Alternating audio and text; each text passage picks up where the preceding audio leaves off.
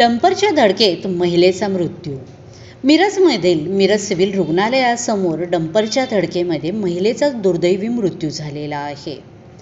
मृत झालेल्या महिलेचे नाव नंदिनी मच्छिंद्र दौलतडे, वय वर्ष 32, राहणार संजयनगर, सांगली असे असून तिच्यासोबत असणारे मनोज कृष्णदेव दौलतडे हे राहणार संजयनगर हे जखमी झालेले आहेत.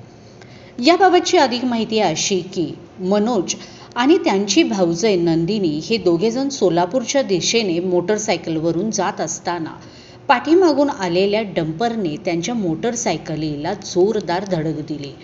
या धडकेत मोटरसायकलच्या मागे बसलेल्या नंदिनी ह्या खाली पडून सरळ डंपरच्या खाली पडल्या.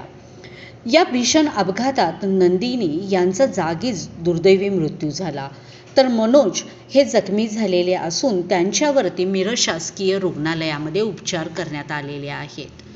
या घटनेची माहिती समजताच मिरज शहर पोलीस ठाण्याचे पोलीस घटनास्थळी दाखल झालेले असून घटनेचा पंचनामा करून मृतदेह शवविच्छेदनासाठी त्यांनी मिरज शासकीय रुग्णालयामध्ये पाठवलेला आहे. या घटनेबाबत मिरज शहर पोलिसात नोंद करण्यात आलेली असून याबाबत शहर पोलीस अधिक तपास करीत आहेत.